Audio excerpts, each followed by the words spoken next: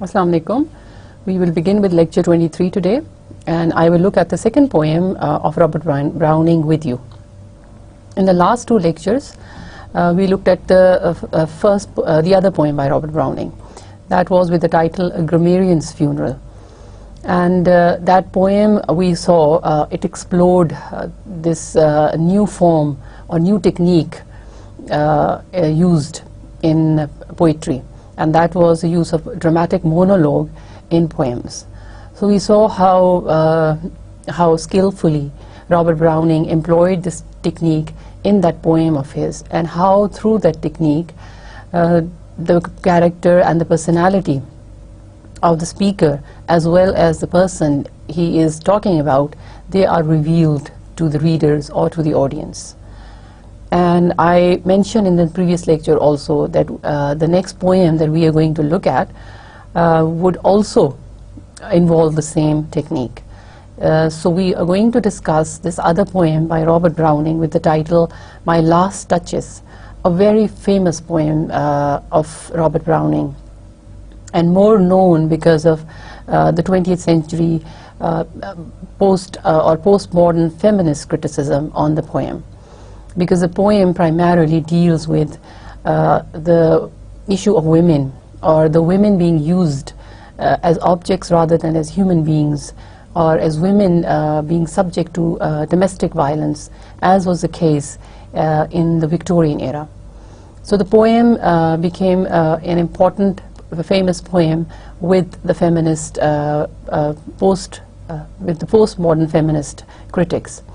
But we shall see that through its own medium, through his own medium, and through his own methods, Robert Browning tends to reveal not just what is going on in the minds of the characters in the poem, especially the Duke in the poem, but he also reveals how the women, they were made to suffer, and they had to suffer in that repressive environment of the Victorian era. Although the British Empire had made its colonies all over the world, but there were still issues with regard to this weaker sex, or the females. The females in the early part, or the Victorian century, were not even allowed to vote. Their voice was not even heard. They weren't allowed a share in the property. So there were numerous problems that they had to face. And this particular picture that Browning offers us, it has to do with the elite class. It is the royal family that he's making us, that he's using as his, as this picture for us to look into the problems of the women.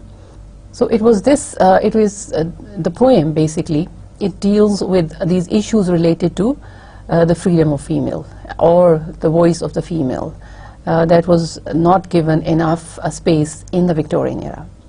We shall see, as we explore and analyze the poem, how Robert Browning gives his views, and how he shows the way the female character in a repressive and a suppressive environment, and how he represents the Victorian society as essentially a patriarchal society and a male-dominated society.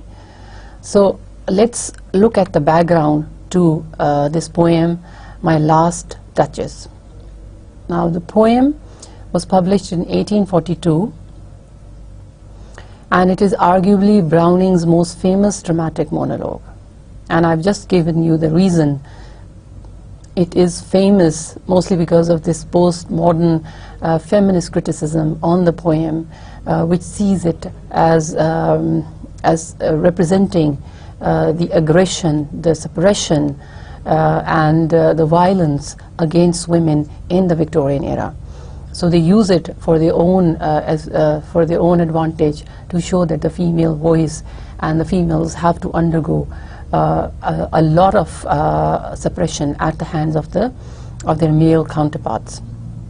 The poem also received attention because of the complex psychological exposure of the Duke's personality, who is the main character of the poem. So it is this inner working of the Duke and his the psychological analysis that is done so remarkably well by Browning that even when we analyze the poem, you shall not fail to admire his skill. So both the psychological analysis and as a result of which the Duke's personality comes out forcefully in a negative light for the readers. The poem is about the female voice being suppressed and being repressed, and the violence that that the female is targeted with in the Victorian society. So it is for these reasons that the poem became a very famous dramatic monologue, and it is in this poem that this technique of dramatic monologue is used highly skillfully, and the irony is at its supreme in this poem. The poem is written in 28 rhymed couplets of iambic pentameter, and sometimes these rhymed couplets which are in iambic pentameter, they're also known as the heroic couplets. So he employs heroic couplet, which Pope did when he wrote Rape of the Lock, and it engages the reader on a number of levels: the historical, the psychological, the ironic, the theatrical, and there are more levels also. So there are these layers of interpretations that we can make of the poem, and it gives the poem the essential beauty and the essential prestige that it has got amongst the other poems of Robert Browning. So it can be read as a historical poem because the event that is described is similar to an actual event that had happened in the royal family.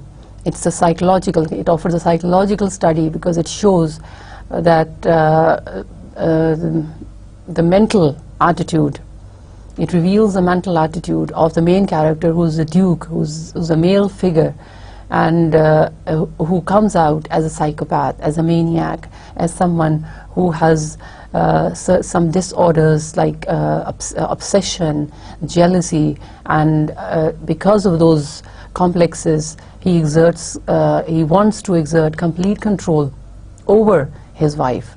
So the poem can offer an important psychological study, and then it can be read as an ironic novel. Irony, I told you, is at its peak in this particular poem. You shall see that the gaps between what the Duke is trying to reveal about his wife and what he actually wants to say, there are too many in the poem, and it is through those gaps that Duke's own personality is revealed. Apparently the poem is about it's a simple poem about the husband's account of his dead wife, of his deceased wife, but those the irony reveals that there's something wrong. There was something wrong in the relationship of the Duke and the Duchess. So the readers are made to think, and it is because of the use of irony in the poem. Then it is theatrical. It has a theatrical effect because it is as if the drama unfolds. We are taken to this place to this beautiful palace, to this beautiful castle of the Duke, to this great mansion of the Duke, where he's showing off his things to a visitor, and he's talking about his wife. He takes us back in time, and we can envision and picture him together with his wife. We can picture the lovely girl, the beautiful wife with the beautiful smile and her youth-like appearance. So everything has the theatrical effect, and the opening is as if the curtain is lifted up and the stage is set and the story begins, and the ending is as if the curtain is drawn and the audience is left with a feeling that something is amiss, that this pleasant character or male character or the Duke, who appears so charming outwardly, is not as charming inwardly. So these are the different layers, or these are the different readings that we can apply to the poem. And when you study the poem, you can also apply these various readings or study modes on the poem. The irony that colors most of Browning's monologues is particularly strong here. and I have just explained this to you. The poem has historical relevance, and you need to know to whom is it related to, or what are we talking about. So the brief background to the poem is that, and that is suggested by the word Ferrara. The Duke introduces himself as the Duke of Ferrara, and this was the actual title of the Duke in the British history, and he was the Duke of Italy.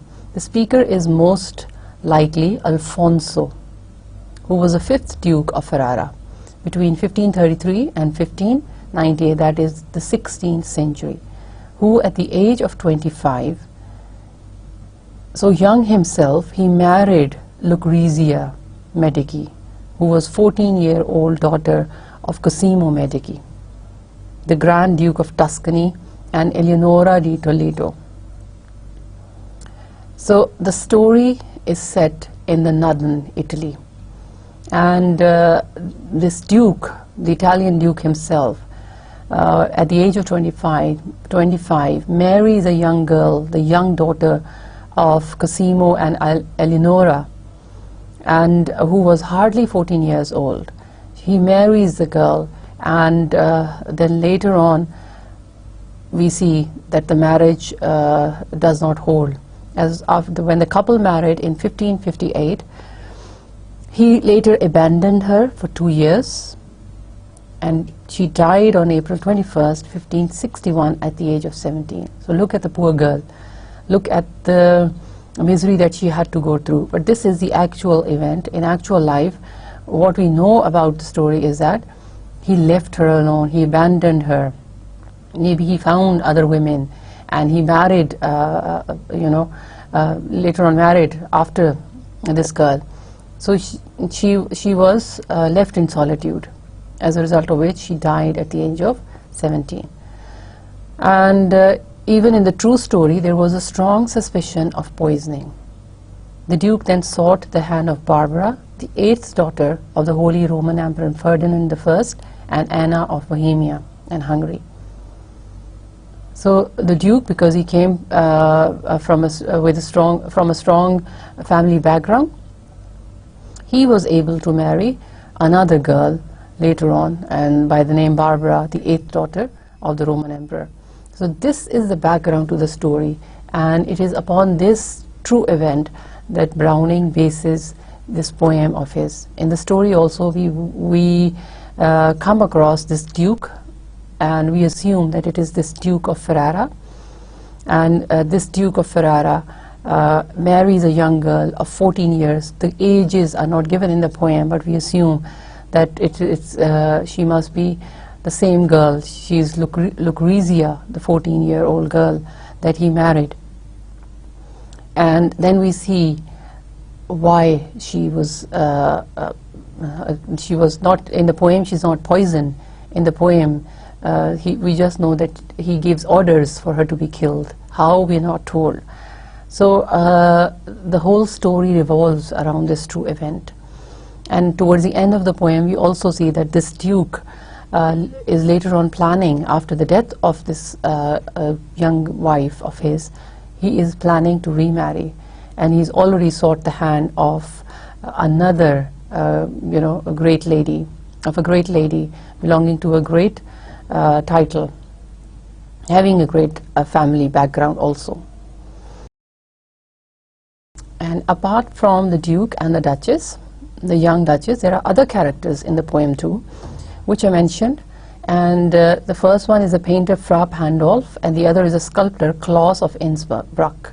These two names are also mentioned in the poem, but these are fictional characters. They have not been traced in the history. And a little bit about the Duke now. Now, the Duke in the poem is described as a jealous and a controlling individual. He's jealous of his wife, he's possessive of his wife, and he wants to control her completely. So he is a jealous and controlling individual, representing a repressive and male-dominated relationship central to the Victorian era. So Browning has taken up this domestic theme from the Victorian age, and he shows how in the domestic domain the house is run or completely controlled by the male, by the husbands. So he shows this repressive and the more male dominating relationship and how it has a negative influence on the girl or on the wife here.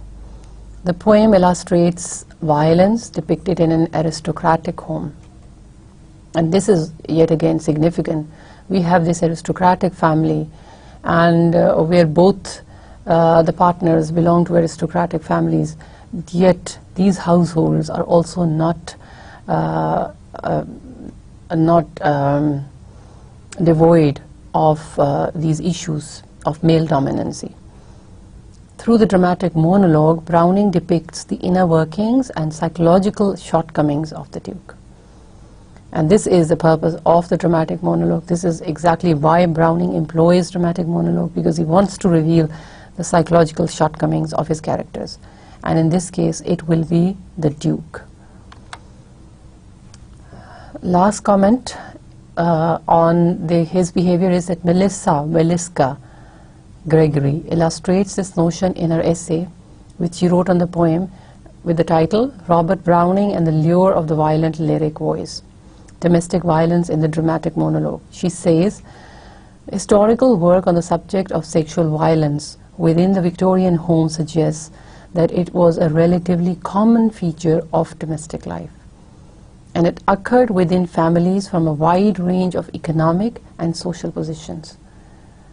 So she has this remark to make about this poem. She says it shows that it was a phenomenon common to every Victorian home and is a common feature of the domestic life, and it had nothing to do with the economic or the social status of the individuals. It was so pervasive. The male dominancy was pervasive in the domestic life of the Victorian era, and we see occurrences of this in so many other works. D.H. Lawrence, in his own autobiographical novel, has talked about it, and so many other Victorian poets have represented this patriarchal nature of the Victorian era in their times. So let's see how Robert Browning exposes the character of the Duke here, and how he skillfully uses the technique of dramatic monologue to reveal to us the inner workings or the psychological shortcomings of the Duke. Let's begin with the analysis of the text. That's my last Duchess painted on the wall, looking as if she were alive. I call that piece a wonder now. Fra Pandolf's hands worked busily a day, and there she stands. The opening is blunt, and it is direct, and it is abrupt. You see, we are without an introduction. We have the Duke talking to us. We have the Duke addressing us, but it's not only us. The Duke is also addressing an emissary. He's addressing an envoy who has come to visit him from the family of this second wife that he is planning to have. So he is taking this man around his house. He's taking him around his house, and he brings him to this gallery where all his family portraits are kept, and he's showing him his family portraits, and he comes upon his last Duchess, his old wives, his ex-wives, his deceased wives' portrait, and he stops before that portrait and starts the story of his wife. He's not being asked to tell the story, but out of his own compulsive nature, the Duke feels that he must talk. So he starts telling this envoy about his deceased wife. And see how blunt the opening line is. He says, "That's my last Duchess painted on the wall." And see how casual in tone the Duke is. He's not at all sad. He's not at all perturbed. He's not at all dejected. He sounds casual and he sounds cold. He's least touched. His feelings are least, troubled. He says, that's my last touches, painted on the wall, as if he's not talking about a living creature, but he's talking about an art object. He's talking about an object which is painted on the wall. So even his description of the painting of his wife in these opening lines is derogatory. It has the hint of this male dominancy, and it has that hint of dislike for his deceased wife. So he says, that's my last touches painted on the wall, as if she's an object. And this is how the feminist critics see it, that the girl or the wife was more like an object rather than a breathing human being for these men, looking as if she were alive. The portrait is so exquisitively done, so beautifully done, that she looks alive in that portrait. I call that piece a wonder now.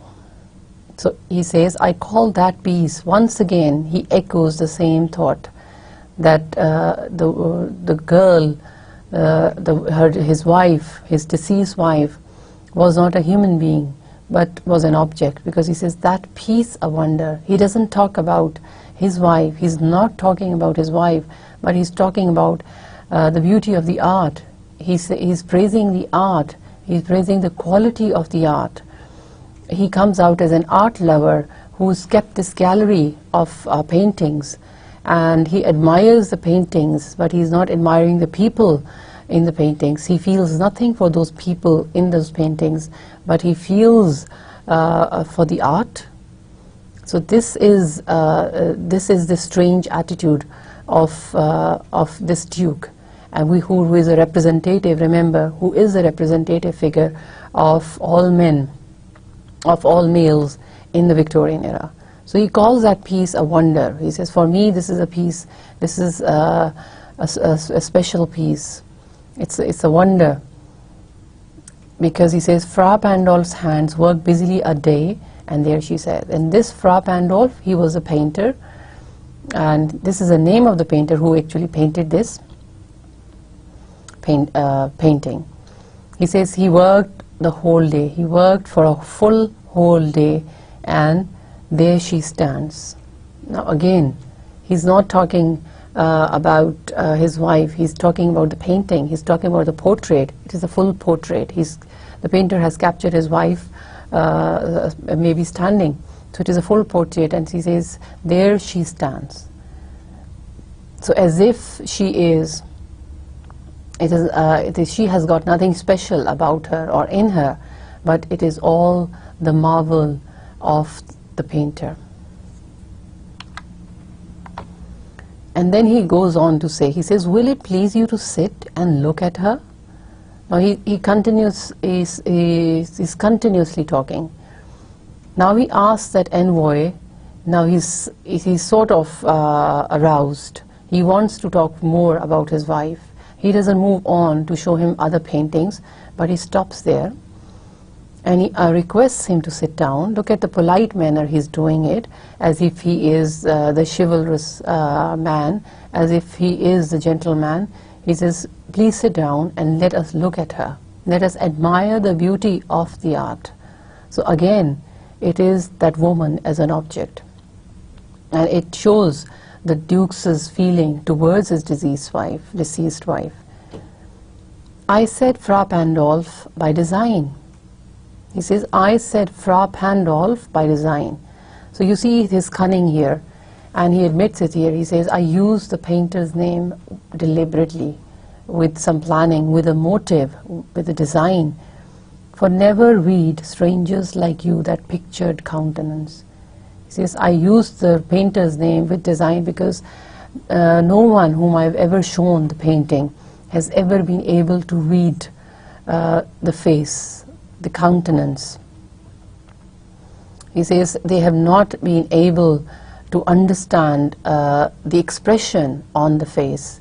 This should remind you of the painting of the Mona Lisa, the famous painting of Leonardo da Vinci, the great Italian poet, the great Italian painter, and who painted this face of a girl famously known as Mona Lisa, and everybody since then has wondered whether she's smiling or she's sober, or where is it that she's staring at, who is it she looking at. So there's so many questions that painting has called forth. In the same way, you can connect it to this Duchess painting. So the Duke says that the strangers have not been able to understand her face, have been able to read her face, that what expression the painter has tried to capture here. The depth and passion of its earnest glance. He says they have not been able to read the expression on the face or the depth and passion of its that comes out of the eyes. So the painter has also captured the quality of the glance, the look of the Duchess, and there is passion in those lines, there is depth in those lines, in those eyes, and this is the Duke who's talking to us. But when he uses these words for his wife, he's not using them to praise her, he uses them to further denigrate her, because this passion that he associates with her is not of a modest kind, it is an immodest and immoral kind. Because later on we shall see that he suspects her of frivolous character, and he suspects her of flirting with other men behind his back. So he says, but the painter has cleverly captured that strange expression on her face, as well as the depth and passion of her gaze. But to myself they turned, since none puts by the curtain I have drawn for you but I. And now he proudly exclaims that, but nobody has ever seen this glance, nobody has ever noticed this glance or talked about it, because I never show this painting to anyone, and it is only I am allowed to raise the curtain to this painting, and only I am allowed from time to time to take a look at my deceased wife's painting. So again, there's a gap. We feel that there's something missing. We feel that the Duke is hiding something from us. Now, why would he keep this painting in this gallery where all his family paintings are hanging on the walls? Why would he keep it curtained? Why would he keep it behind the curtains? So there is definitely something that is in his heart, but he is not disclosing it. But it shows, it reveals something about his character. It shows his possessive nature or his jealous nature, even after she's not there. She's not alive, her painting is there, but he still is not comfortable with the idea that the others might look at her and might talk about her, and especially her smile. That expression that he was talking about earlier on, he's talking about her smile. And seemed as they would ask me, if they durst, how such a glance came there. So not the first are you to turn and ask us. So he says, and if I had shown them the painting, I fear that they would ask me, if they dared, if they durst, how such a glance, how is it that she has this strange gaze, how is it that she has a strange look about her, what is in her eyes, why does she have this? Because you shall see later on when he discloses the character of his wife, it is the glance, it is the eye movements that he hates. So from the beginning we see he's obsessed with it. Even when he's looking at the painting, he's disturbed by her gaze, he's disturbed by the look in her eyes, and he's disturbed by that strange expression which is more like a smile on her face, and which is very captivating, and it is that which makes him suspicious of her also, and jealous of her too. So he says that these people might question me about this glance, about this look in her eyes, So not the first, so you're not the first one, he says, that I expect who has turned and asked me this. So maybe the envoy has also admired the smile of the Duchess, and he's admired this, the look in her eyes. So, but the Duchess, but the Duke is once again, he is forced to talk about those things which he had left, which is closed and which he had kept under the curtain for a long time now. So now he lifts the curtain and he unfolds the story about his deceased wife, or his last Duchess, as he likes to call her.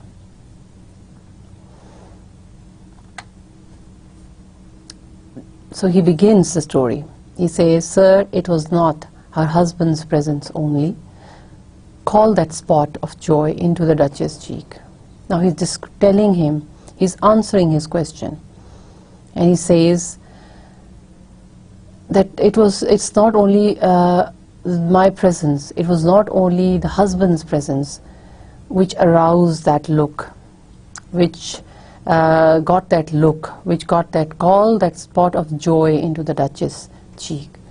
The Duchess is smiling in the portrait, and Fra Pandolf has sketched her smile. He has captured her smile, and the Duke is disturbed with it, because he in her own life also he detested her smile, because he says, as he says here, that it was not just his presence, it was not just the husband's presence that caused that smile, that caused that spot of joy in her cheek. So he is hinting here that she maybe flirted with other men too, and she smiled when she looked at other men too, or when they looked at her too. Perhaps Fra Pandolf chanced to say, and now you see he's building up, and he is making guesses. First he shows his suspicion that it was not only for him that she smiled in her lifetime, but it was for other men too. Now he says that it was maybe due to the painter himself. Maybe she was trying to flirt with the painter also. She says, maybe Fra Pandolf says, her mantle laps over my lady's wrist too much. Maybe he had remarked that the mantle is a cloak or the cape. He says maybe he'd remarked that the mantle that she was wearing, the cloak or the cape, it is coming too low, and it is covering her wrist too much. Maybe she had folded her arms here, or like this, and she was holding her cloak or the cape. So he says maybe he had remarked something about her wrist or her arms, and she blushed as a result of that. Now why would the Duke think about such things? It reveals something about the Duke himself. His talk is aimed at revealing the character of his wife, but as you must have understood by now, that it also reveals the character of the Duke. It makes you think, why is that man thinking like that, or why is that man talking like that? Why would he go into that detail, and why would he go and talk about his own wife like that? And why would he suspect her? These questions come to the reader's mind, and these questions and queries will be answered when we reach towards the end of the poem. And we shall know who we want to sympathize with. Do we want to sympathize with the Duke, or do we want to sympathize with the Duchess? I leave it open to you also. And then he says, our paint must never hope to reproduce the faint half blush that dies along her throat.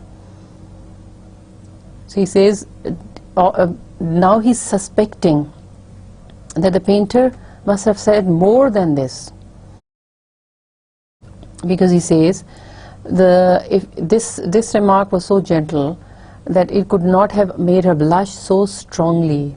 It could not have aroused such a strong blush on her cheeks that is apparent in the painting. He says he must have said something else to her, which caused that flush, because otherwise this faint, if it was that faint blush that was caused by that faint remark, that faint half flush, he says, it would not have been captured in the painting by the painter. So he is now openly saying that he suspected that his wife was having an affair with the painter, or she was flirting with the painter, or he was flirting with the painter. So we see that he's hinting at this loose character of his wife, and we know that his wife was young. We know that she was hardly 14 years old, and by the age we also know that she may be too childish, she may be too careless, and we can expect a child or a young girl of that age to blush at faint or small remarks which are passed by other men, or any men for that matter. So we understand that because of her age and her youth, but the Duke apparently does not. He said such stuff was courtesy, she thought, and cause enough for calling up that spot of joy. Now he appears to be like a gentleman, but in a cold manner he says, for her this was courtesy. This flirting around, this blushing, he says it was courtesy. She was being nice, she was being courteous to these other men, and cause enough for calling up that spot of joy. And now again in the last part, you see his obsessive nature. He says, but still it was cause enough to call that spot of joy in her cheek. So his suspicion about her frail character are strong here. She had a heart, how shall I say, too soon made glad, too easily impressed. Now he moves on, and he describes further traits of his deceased wife. He says she had a heart, and then he's thinking, and he says too soon made glad, too easily impressed.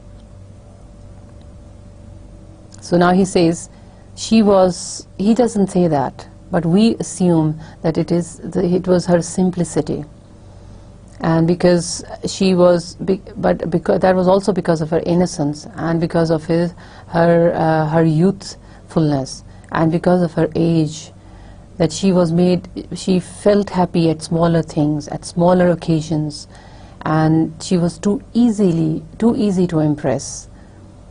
And it is because of this that the Duke hates her. This innocence and this youthfulness, he begins to see this in a negative light, and it begins to irritate him. He begins to see that his young wife is too easily manipulative, and he sees this as a flaw in her character, and he blames it to her frivolous character. So all her youthfulness, all her simplicity, and all her warmth, and all her immaturity, all of that, he associates them with his frivolous character, or with his flirtatious nature. He fails to understand her character, and he wants her actually to behave as he would like her to behave, because he says in the next lines, she liked whatever she looked on, and her looks went everywhere. We were talking about her looks in the opening lines also. Once again we are confronted with the same idea. He says she liked whatever she looked on, so everything that she saw pleased her. She was young, she was full of life, she was thoughtless, she was inexperienced, and she was happy. She wanted to explore life, she wanted to learn from life. So but her enthusiasm, maybe it put him off. He could not empathize with this enthusiasm, and he was always observing her with this cold and with this cold contemplative look, because we can see that he then says that her looks went everywhere. Now this is a too casual but is a planned remark on part of the Duke. When he says her looks went everywhere, he means that she liked to flirt around, that she liked to look at the other gentlemen, that she liked to flirt with them. So he is indirectly all the time, through different ways, hinting at her frail character, at her morality. And then he says, "Sir, it was all one, my favour at her breast, the dropping of the daylight in the west, the bough of cherries some officious fool broke in the orchard for her, the white mule she rode with round the terrace."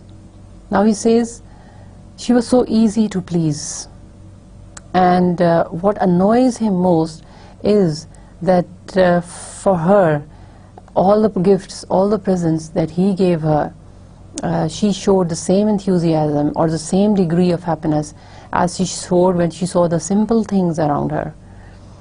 So he is really angered because he feels that she's not under his control completely,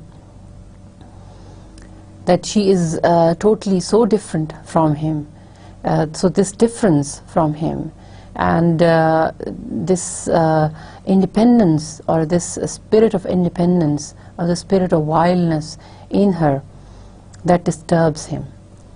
But he begins to dislike her, and because he begins to dislike her, he deliberately tells himself that she is flirtatious, that she is immoral, and that she has a frivolous character. He says, my favour at her breast, my gift that she was wearing at her breast, it must be maybe a necklace that he had gifted to her. He says, that gave her the same happiness, the same pleasure, the same kind of joy that anything else would give her. Like, he says, the dropping of the daylight in the west, the sunset. He said the sunset inspired her, or took her into the dizzy raptures of joy. And the bough of cherry, some officious fool broke in the orchard for her. Or if someone, some servant or someone else presented her with a bough of cherries in the orchard, she would be delighted to receive it, and she would show extreme happiness on receiving this small gift. The white mule she rode with round the terrace, and she was also happy when she rode around her white mule. The white mule may be significant here. You know, the color white is a symbol of purity. The white is also a symbol of innocence. So this girl was pure, and this girl was innocent. This is what Browning is wanting to tell us. But the Duke is so obsessed with his own concept of the relationship between husband and wife that he is bent upon looking at her in a negative light. So he's not pleased with her because he says that different things please her. She's happy when she looks at this sunset. She's happy when she receives a gift as simple as a bough of cherries, and she's happy when she roams about her white mule. So simple things give her pleasure in life, and she cannot differentiate between the materialistic, between the expensive and the less expensive things.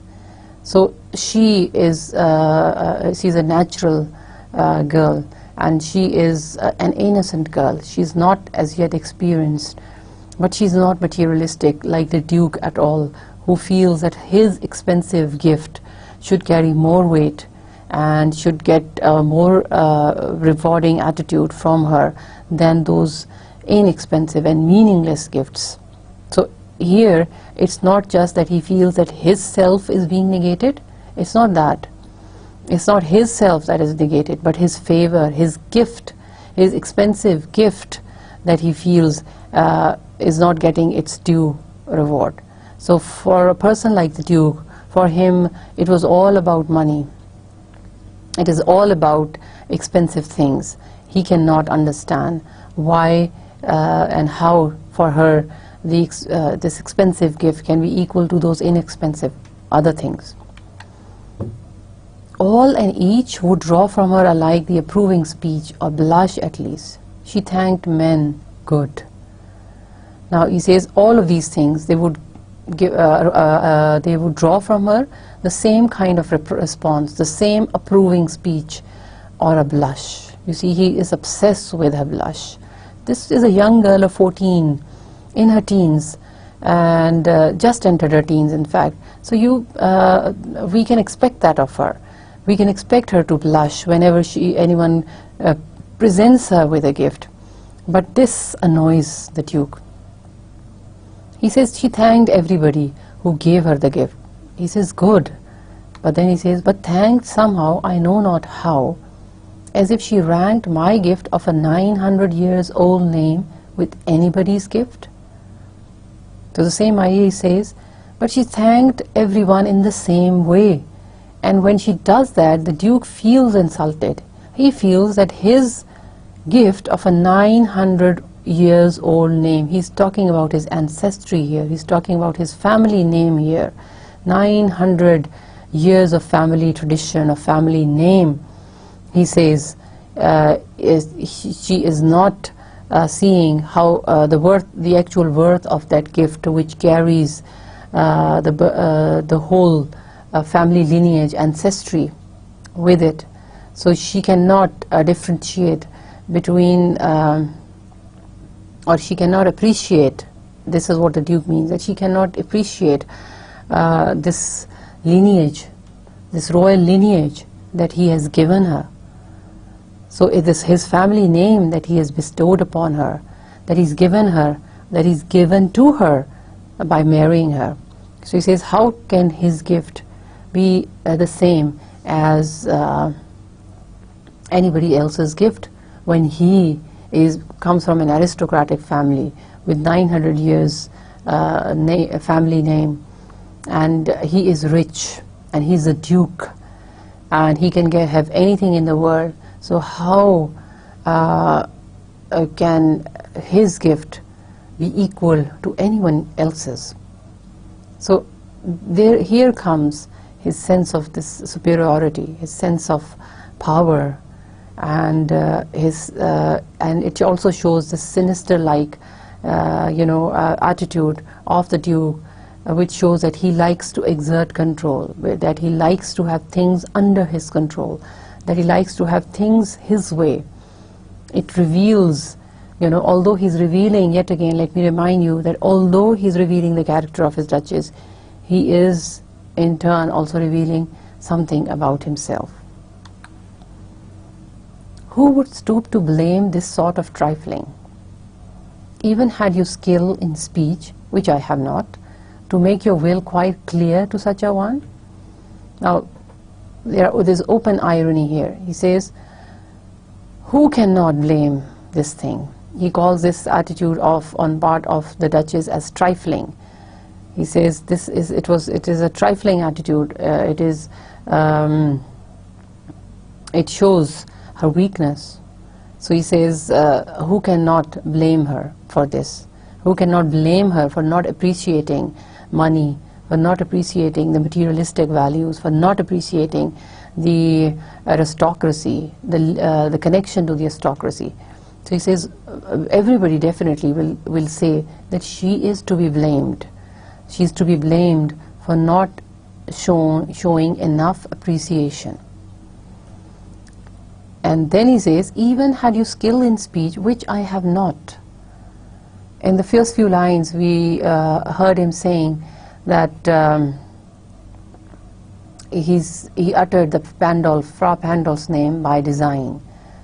So he had actually planned the speech, and we see how skillfully he's here maneuvering his speech, maneuvering his dialogues. So we cannot agree with him here when he says, I do not have the speech skills, I do not have the skill in speech.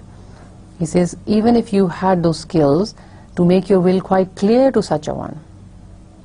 So now he's saying He's giving justification why he did not explain what he was feeling to her, why he kept it all to himself. The explanation also that he gives shows that there was something wrong with the girl, and that was why he could not talk to her. That was why he could not explain things to her, because he tells us, just this or that in you disgusts me. Here you miss or there exceed the mark. He says, who could talk to her and tell her, this in you or that in you disgusts me? This word is important. It shows his true feelings. He actually felt disgusted by these little trivial things about her deceased wife's character. These are minor things, but the Duke has made a big thing out of them. He has associated her a girlish and youthful attitude, and he has linked it to frivolity in her character. So he feels disgusted with her. He says, here you miss, or how can I tell her that here you miss, or there you doing fine? So how could you speak to her? How could you talk to her? And if she let herself be lessened so, now plainly set her wits to yours, forsooth, and made excuse.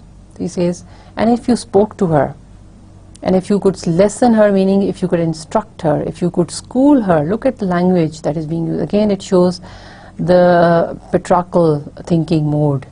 He's talking about lessening his wife.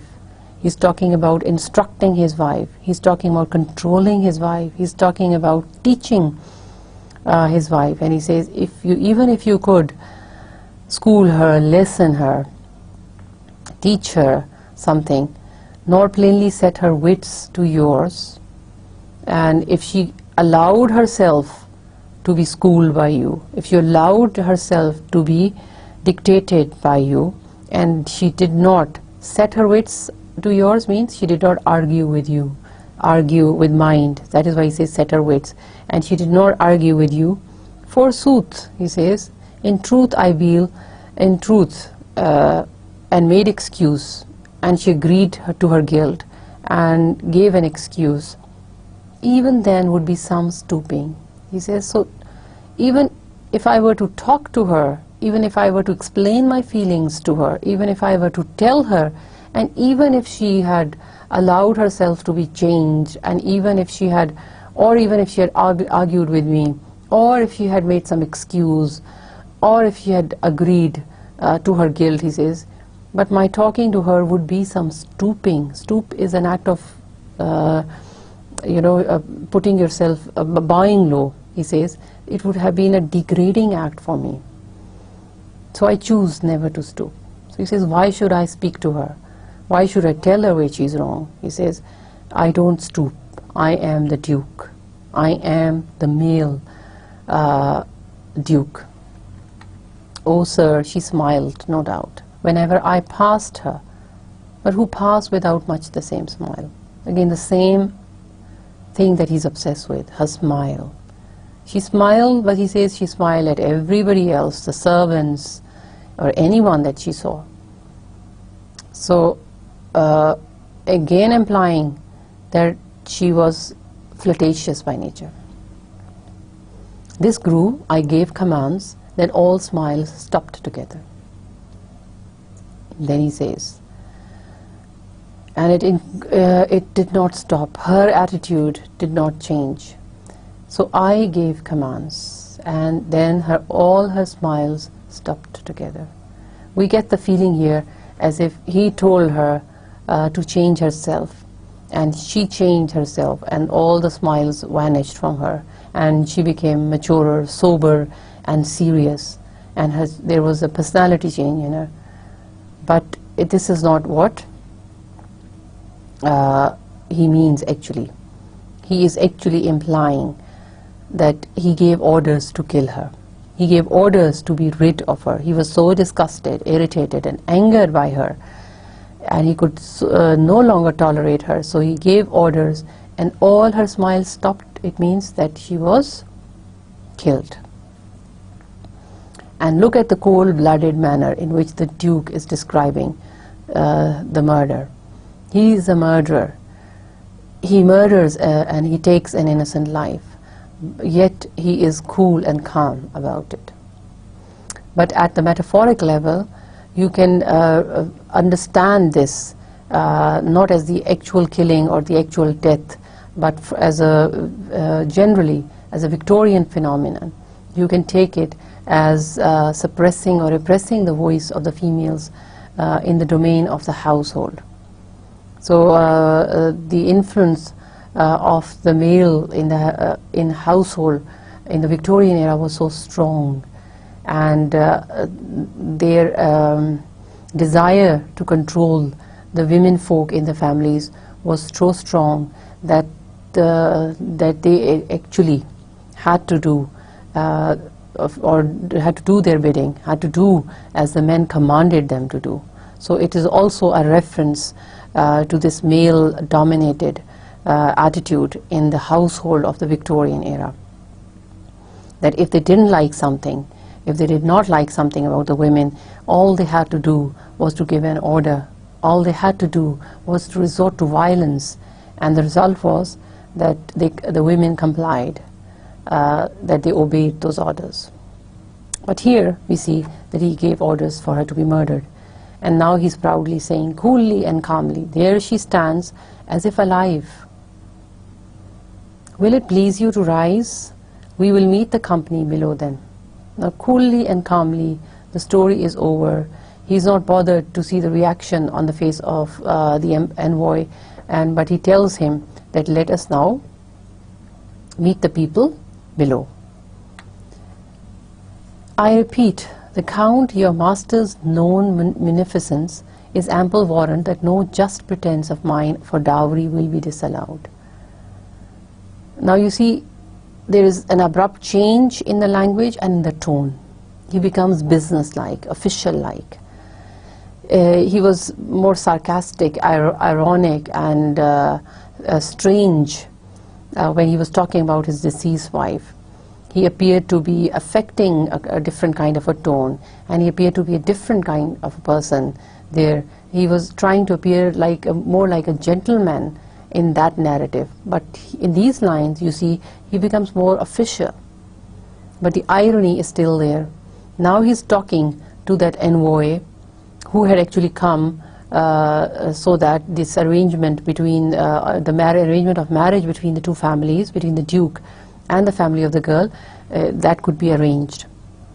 So now he talks to him about this second marriage of his. He says, I repeat, the Count, your master's known munificence, is ample warrant. Munificence is a great generosity. So he says that he's aware of the Count's, the girl's father, who's the Count.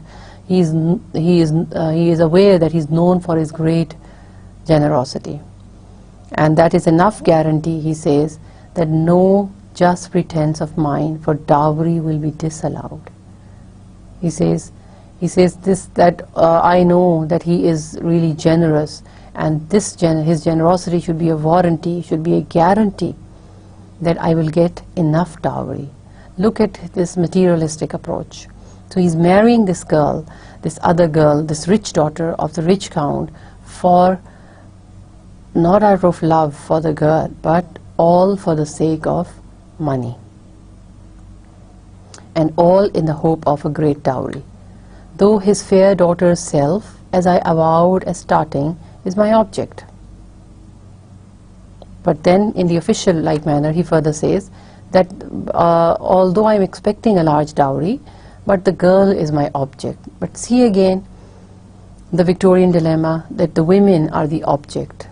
So he uses the word object, although he means that it is she who I actually want, but he uses the word object as if she's not a breathing human being, but she is an object. Nay, we'll go together, sir. And then as the envoy starts to leave, he stops him and he says, no, I shall go with you. So we see him becoming serious now. And as they pass by a statue of, he says, notice Neptune, though taming a seahorse, thought a rarity which Claus of Innsbruck cast in bronze for me. This Claus of Innsbruck, I've already told you, is another artist. He was a sculptor, and he had made this, he was a sculptor, he had made this sculpture in which Neptune, the Roman god of sea, he is taming a seahorse. He's trying to tame a seahorse. So the picture is again symbolic. The Duke points to this picture where the god, Roman god, is trying to tame the seahorse. This Duke here represents the dominant male figure in the Victorian society, and the seahorse is a symbol of women. So the men trying to tame or control their women. And so this is what this image also brings to mind. He says, but this is also a rarity that I have kept in my gallery, artist's gallery. Let us now analyze the different themes that have emerged from the poem, and I shall also look at the different themes that have emerged from the poem. Now the Duke, first of all, is a remarkably amoral man, as we have discussed when we were looking at the poem. He comes out as an amoral man because he's a murderer.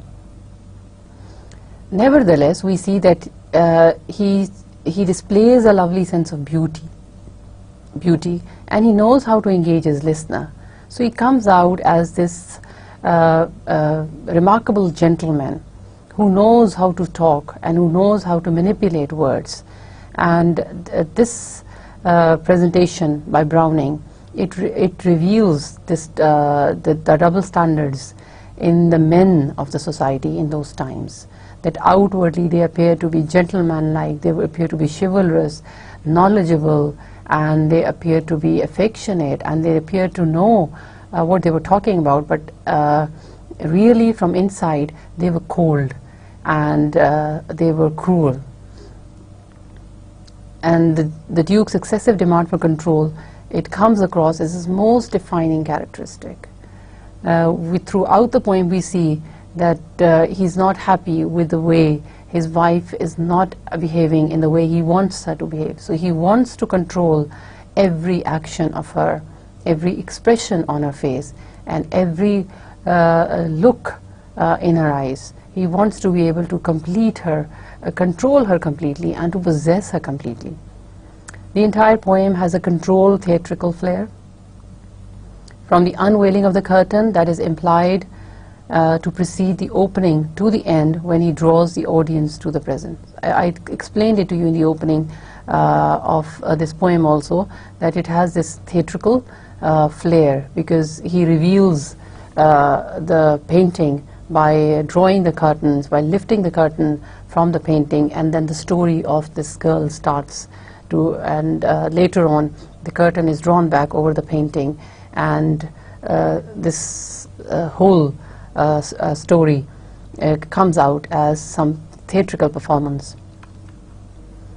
He pretends to denigrate his speaking ability, and this is this double standard of the Duke. Even had you skill in speech, he says, which I have not, but later reveals that he believes the opposite to be true.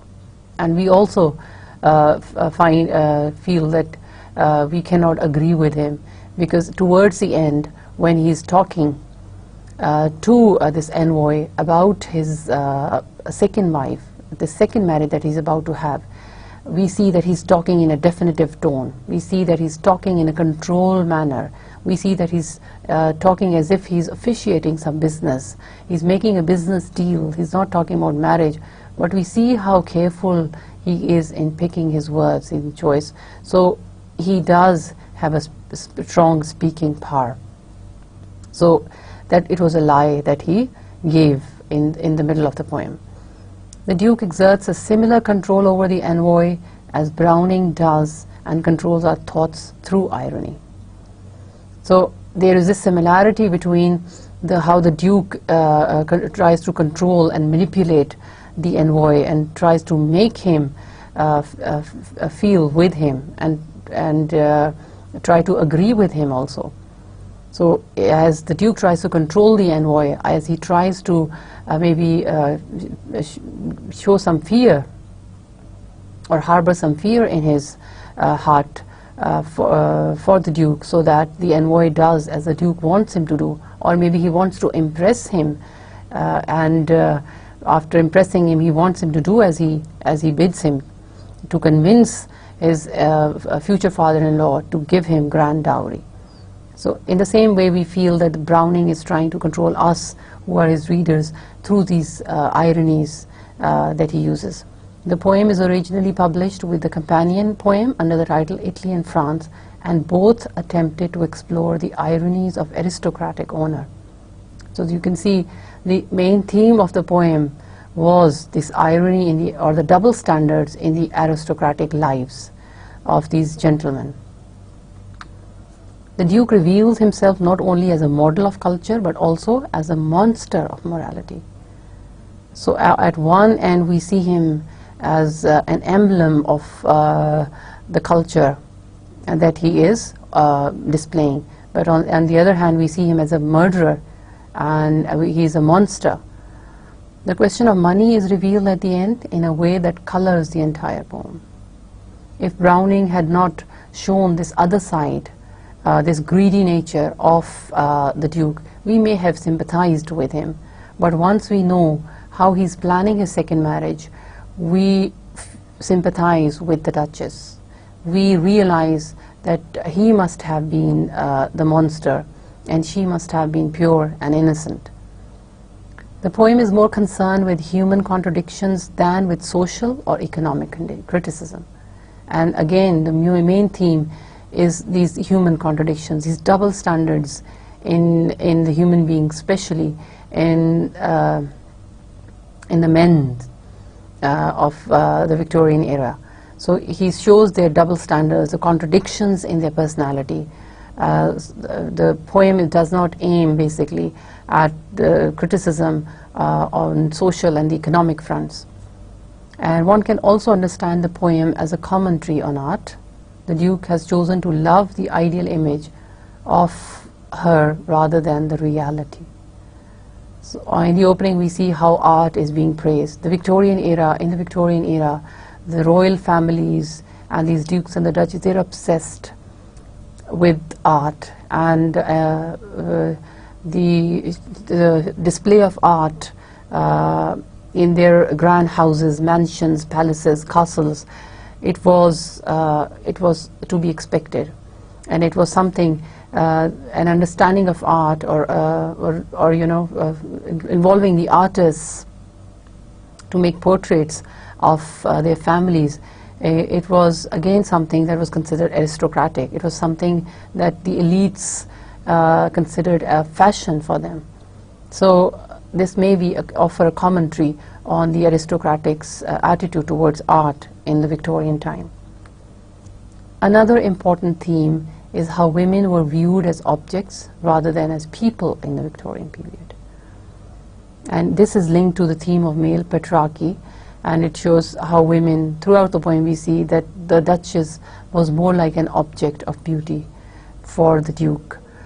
Her smile, her simplicity, her looks, and everything he felt that had to be controlled, that had to be contained, as if she was not a feeling human being, as if she had no emotions and feelings of her own, as if she did not have the ability to think.